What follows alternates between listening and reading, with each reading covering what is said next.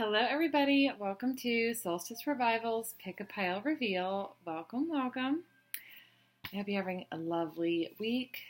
It's Wednesday. Some of you, it's Thursday now. It's almost Thursday for me. And I'll need to go to bed soon. So thank you for joining. For those of you that are new, I do this every week. And then for those of you that are coming back, thank you for continuing to support me. All right, if you want, go ahead and get comfortable and close your eyes. If not your eyes, if that's not comfortable to close them, perhaps look down at the 45-degree angle and just take a few deep breaths in.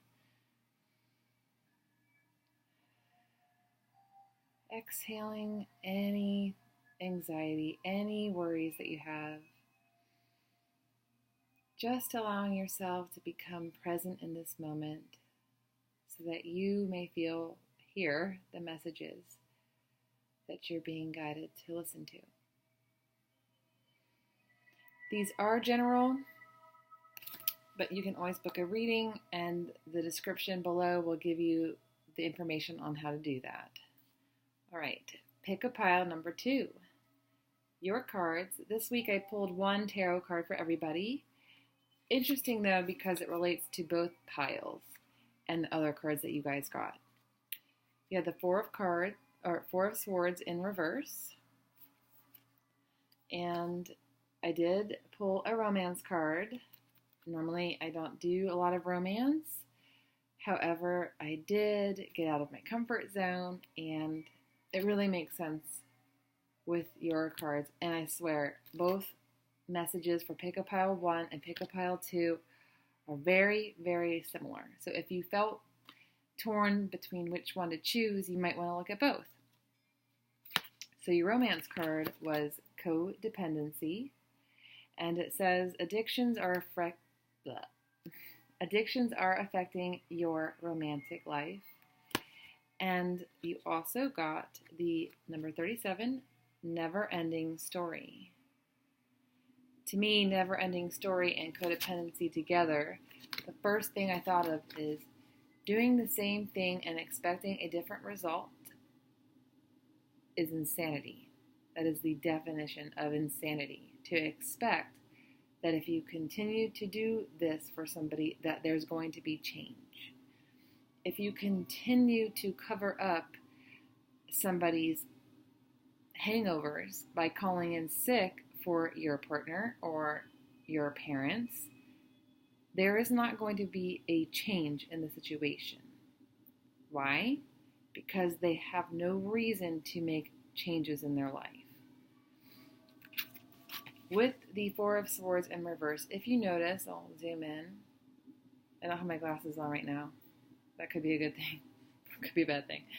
You'll see that there is wrapping on his arms and his forehead.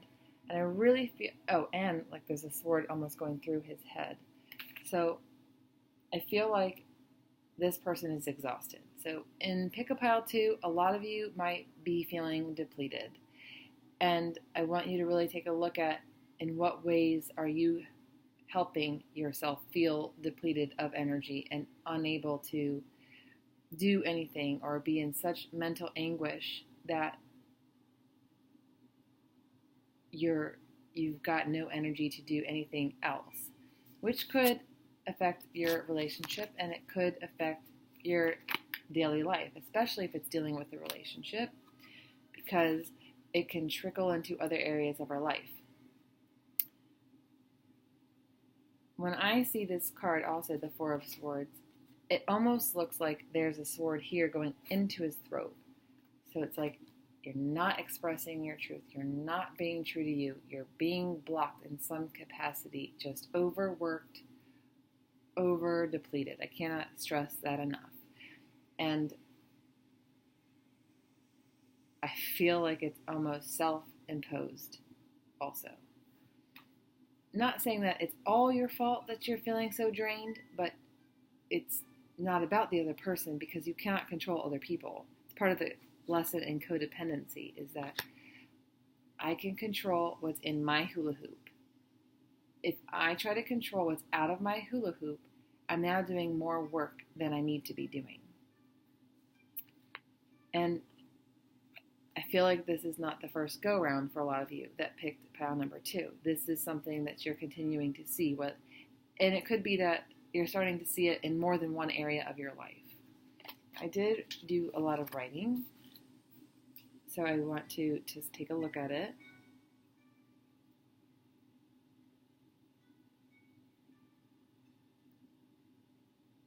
Oh, I did. So when I first looked at the never-ending story card, I looked at the time, whatever this thing is called, the little timers that you flip over. Like, you're out of time. There are some of you that picked pile number 2 that feel like you're, like, well, obviously there's some depression going on for some of you. It's where this can also symbolize that to me. And it could feel like you're at this point of a mental breakdown. There might be a need for you to search for some outside help in this matter and get some support for yourself, if that is where you're feeling. But also, maybe look at this in a different light. I love using that quote by J.K. Rowling. Rock bottom was the foundation of which I rebuilt my life. This mental breakdown, maybe you're becoming more overly emotional. I was working with somebody earlier where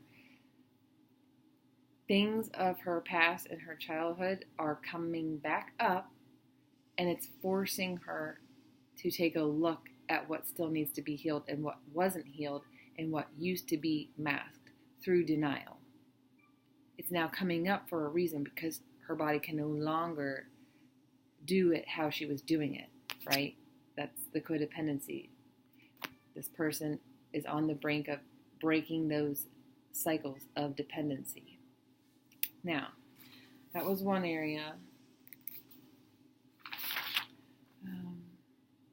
Oh yeah, so I put down some of you might be using drugs or alcohol or overly spending as a way to cope with the stressors that are going on in your life. The problem with that is if you do that in excess, you're waking up with hangovers. The problems still exist when you come to. Or if you continue to spend money on these clothes and you come home with like 3 bags of clothes, you're almost feeling disgusted with yourself because like, oh my God, this didn't make me feel good. It felt good in that moment, right, when you were shopping and trying on clothes, but now you bring them home and it's no longer doing things. People buy things, stuff to try to fill a void, or drink and drug to fill a void, right? But when that goes away, that void still exists because it's not the right way to fill the void. The right way to fill the void is to find an inner peace in yourself and find where the holes are so that you can patch them up so that you can feel more fulfilled. And let me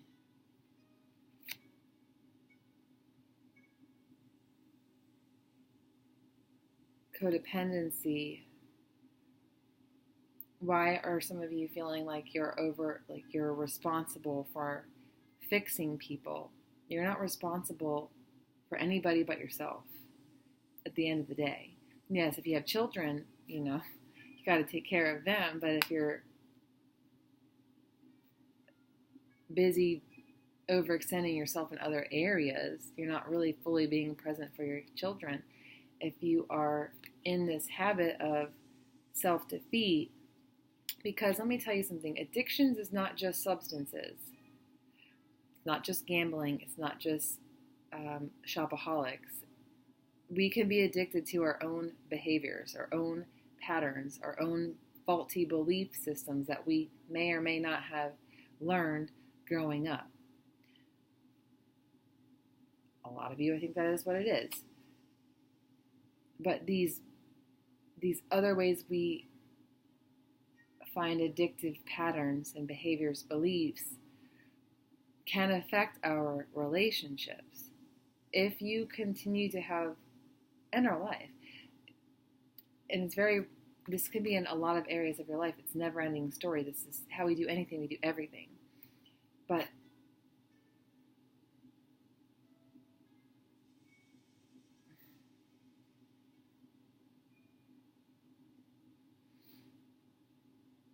codependency is more than just being dependent on somebody. It's being dependent on certain behaviors, those beliefs that are no longer serving you, that self-defeating behavior that I wrote down something, self-criticism, self-esteem can be low. Yeah, like the suffering in some capacity could be related to self-criticism, denial, and it's keeping you from being your true self. Like, you got to take a look at what behaviors you're repeating in your life.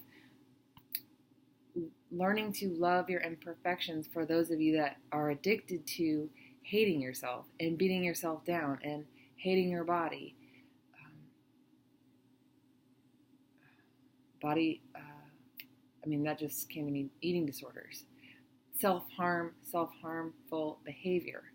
Like, you got to take a change. You got to make a change in your life because it's affecting your relationship as well.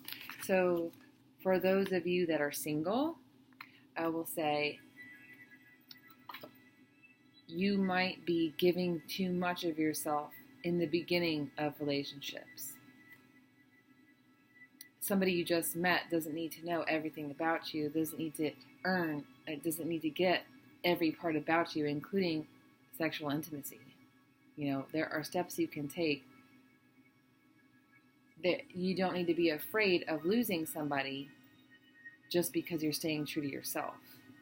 Like, that's a fear of abandonment. That's an addictive pattern. A fear of abandonment creates doing things that aren't true to you because you're afraid of them leaving if you were true to you or you were speaking your truth. Remember, I said that looks like a little sword. I don't have my glasses on, I told you that.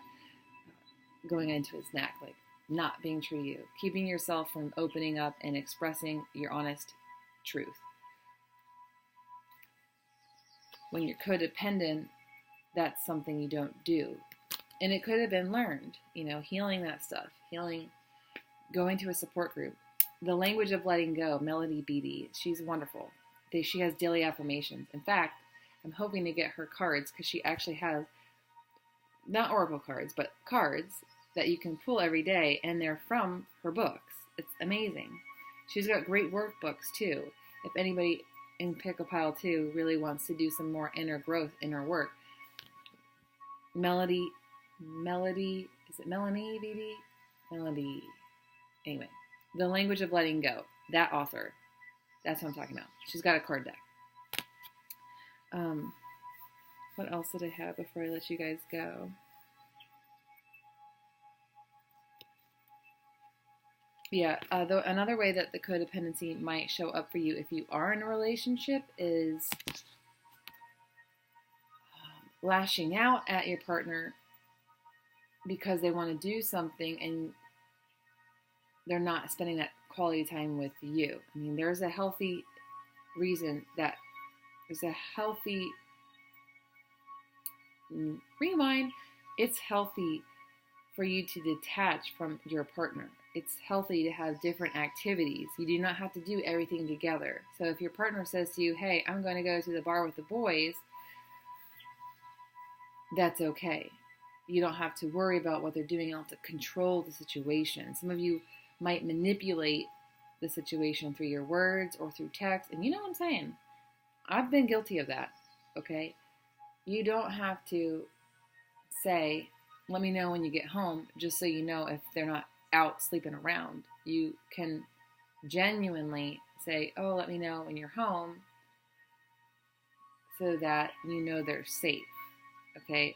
I just say be mindful of like the motive behind some of the things that you talk about with your partner or how you word things to your partner, because it could be a way that you're trying to control and manipulate the situation. Not intentionally, but subconsciously, because either you learned that, because you learned that. I said control, and I didn't write anything down about control. So some of you that chose Pick a Pile number 2 are trying to control some part of your partner's life. whether or not that's because you think your partner drinks too much. Maybe you had a father or a mother who was an alcoholic, or a brother that was an alcoholic, drug addict. I don't like to say drug addict, but somebody who's been dependent on substances and has created destructive patterns. Like, you got to let that go. You got to let go of that responsibility that you think it's yours to fix, because it's not in your control. And you can find support if that is a pattern in a relationship that you need to walk away from. There are support groups. Al-Anon is a great one. I personally prefer ACA, Adult Children of Alcoholics and Dysfunctional Families, because that's more about focusing on your work, what you can do, like the Serenity Prayer. Accept the people I cannot change, the courage to change the one I can, and the wisdom to know that one is me. So really for your takeaway, pick a pile number 2. This is what you're being guided to do. There's some mental anguish going on.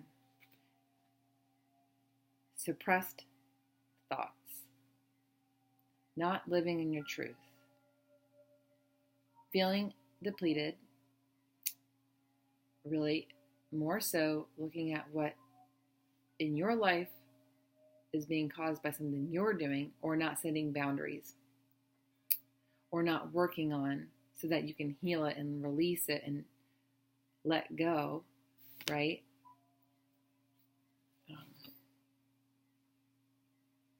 If you continue to get hurt by someone, like, at some point you got to say, okay, this is my fault at this point, because I'm continuing to allow this behavior. Maybe because I'm afraid of being alone. Maybe because I have other codependent behaviors, like feeling responsible for people. Maybe that was the role I took on as a child, but it's no longer a role that I need to do because it's serving me nothing but dissatisfaction in my life and complete breakdown. It's affecting my self-esteem even. If you are single and you're not having success in relationships, take a look at how you're showing up in them. Am I projecting a sense of neediness because I don't really truly feel whole within myself? Do I need to fill up the patches in myself? Doesn't matter if you're single or a partner, because it will come out in both. What do I need to patch up so that I can feel more fulfilled? And what can I do for myself and not rely on somebody else to do for me? Okay, I hope that makes sense. Really try to look at the patterns that are continuing to show up. If you have journals, look through the old journals and see what are the things you keep telling yourself in different months, different years. If it's continuing to show up, there's still a need for you to do some healing work. And that's fine, because we're here to evolve and grow all of the time. We'll never stop doing that. That's part of the never-ending story of the journey. Life, death, rebirth. Here we go. Whack-a-mole. I fix one thing, boom, another thing pops up. But really be compassionate toward yourself in this process of healing certain patterns, and especially when you're looking at like your part. Don't be overly critical on yourself, You're doing the best you could with what you knew, and we're continuing to evolve, so you can be kind to yourself. You can be kind in making changes. Remember, I tell you guys this a lot. Change is the only constant, but change is not easy. It's very uncomfortable. And you'll make changes, but then before you know it, you revert to old behavior. But that's okay, because when that old behavior comes up, you're able to respond to it differently. You're able to get back up quickly or quicker. So be compassionate towards yourself. Have some self-love towards yourself during this journey, and be kind. And be kind to yourself. Be kind to the other people.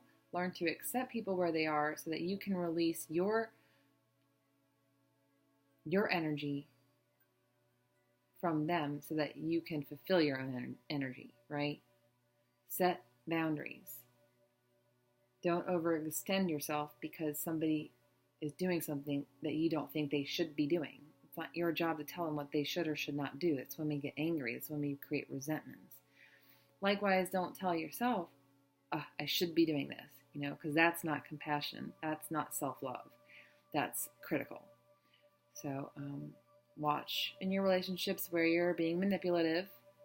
Really take a look. Check yourself before you wreck yourself.